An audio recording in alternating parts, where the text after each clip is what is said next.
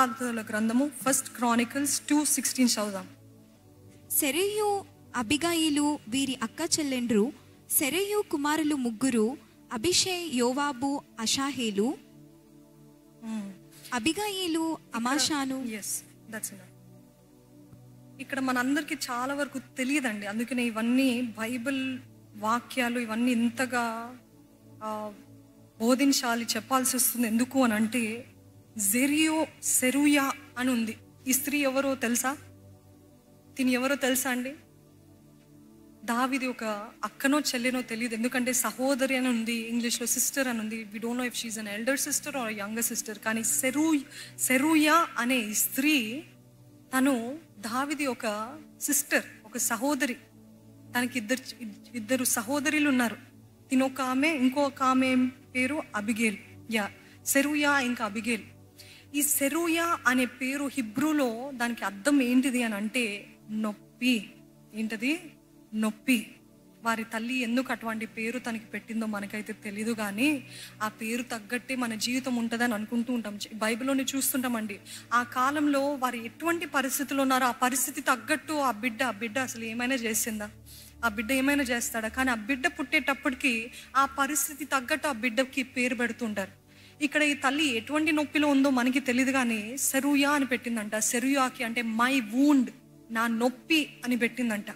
నా నొప్పి అని పేరు పెట్టిందంట. అదే రీతిగా దయచేసి తీయకండి కానీ చెప్తున్నాను. అదేంటి, ఆది కాండము 35వ అధ్యాయం 16 నుండి 18లో బెనోని అని పెడుతుంది. ఎవరు పెడతారు? రాహేలు. ఎందుకంటే సన్ ఆఫ్ మై పెయిన్, నొప్పితో పుట్టిన కుమారుడు అని బెనోని అని పెడితే వెంటనే ఆయన ఏం చేస్తాడు? అడ్డగించి is not a son of pain, is a son of my strength. ఏంటి? కుడి చేతి పుత్రుడు అని పెట్టేవారంట. ఇంకోటి 1 Chroniclesలో ఉంటుంది, ఏంటిదంటే ఈ కాబోదు అని పెడతాడు. అంటే ప్రభావం విడిచిపోయింది అనే అర్థానికి ఏంటిది అని అంటే, ఆ పరిస్థితిలో ఏలి ప్రవక్త చనిపోతాడు, తన భర్త చనిపోతుంది. అందుకనే ఆ ఏలి కోడలు అంటే ఏలి కుమారుడు యొక్క భార్య తనకు అప్పుడే పుడుతున్న బిడ్డకి ఏం పెడుతుందంటే, మందసము ఎత్తుకోబడింది ఫిలిస్తీన్ల ద్వారా, ఫిలిస్తీన్లు ఎత్తుకొని పోయారు, నా భర్త చనిపోయాడు, నా మామయ్య చనిపోయాడు, ఇజ్రాయెల్లో అంత ప్రభావం పోయిందని తన బిడ్డని కనేటప్పుడు ఆ బిడ్డకి, ఆ కుమారుడికి పేరు పెట్టింది ఏంటిదంటే ఈకాబోదు. ఈకాబోద్ అంటే దేవుని మహిమ విడిచి వెళ్ళిపోయింది, దేవుని ప్రభావం విడిచి వెళ్ళింది.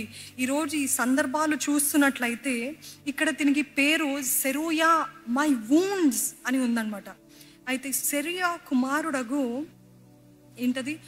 తనకి 3 కుమారులు ఉన్నారు. యోవాబు, అబిషై, ఆసాహేలు అనే ఈ 3 కుమారులు ఉన్నారండి. ఒకసారి 2వ సమూయేలు 8వ అధ్యాయము 16వ వచనం చూద్దామా? 2 సమూయేలు 8వ అధ్యాయము 16వ వచనము.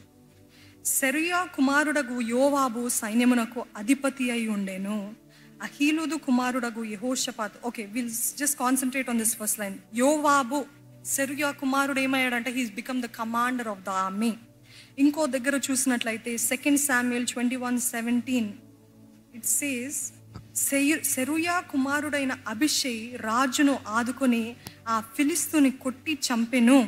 ఇక్కడ చూసినట్లయితే దావీదే గొలియాతు లాంటి వాడిని చంపామనుకుంటాము, కానీ ఇక్కడ ఇంకో జాయింట్ సేమ్ లైక్ గొలియాత్ వంటి ఆ జాయింట్ని ఎదుర్కొన్నప్పుడు సెరూయా కుమారుడైన అబిషై, ఆయనకు కూడా ఆ జాయింట్కి కూడా, గొలియాత్ లాంటి వాడికి కూడా 24 ఇదేంటి వేళ్ళు, 2 fingers, హ్యాండ్స్, అట్లా అంత గొలియాత్ లాగానే ఉన్నాడంట. దావీదే అనుకున్నాము, కానీ ఇక్కడ చూసినట్లయితే అబిషై రాజుని ఆదుకొని ఆ ఫిలిస్తీని కొట్టి చంపాను. ఎవరి కుమారుడిది చెప్తారా?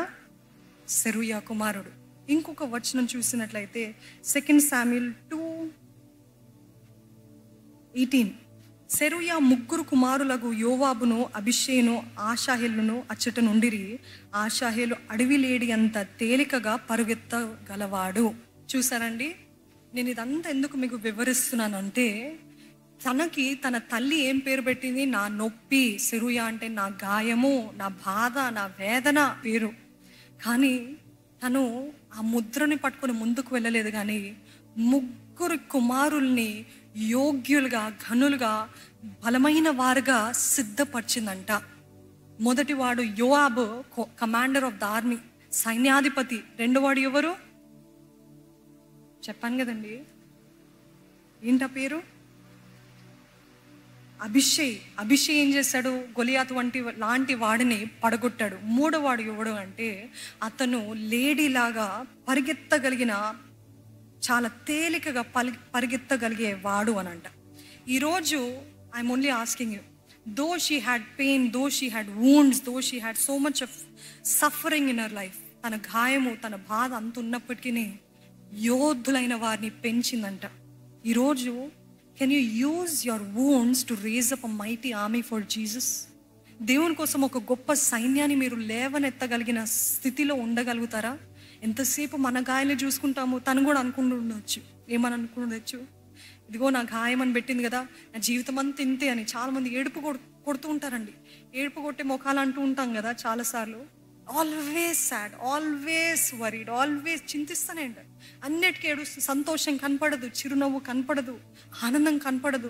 మా తల్లి నన్ను అట్లా ముద్రించింది, మా తండ్రి నాకు అది చేస్తారు, మా తల్లిదండ్రులు నాకు ఆస్తులు ఇవ్వలేదు, మాకు ఏం చేయలేదని ఇంకెంతకాలం దాని గురించి ఏడుస్తుంటారు, ఇంకెంతకాలం దాని గురించే మాట్లాడుతూ ఉంటారు. Come out of it. దాని నుండి మూవ్ ఆన్ అంటూ ఉంటాం కదా ఈ లోకంలో. Move on, come out of it. ఈ రీతిగా సెరూయా తన పేరు తగినట్టుగా జీవించకుండా గొప్పవారిని దేవుని కోసము, రాజ్యము కోసం నిలబెట్టగలిగిందంటండి. What are you bringing out of your wound? మరలా అడుగుతున్నాను, ఈ గాయము నుండి, ఈ బాధ నుండి మీరు ఏమి బయటికి తీయగలుగుతున్నారు? మంచివా, చెడువా, యోగ్యమైనవా, లేకపోతే నీచమైనవా?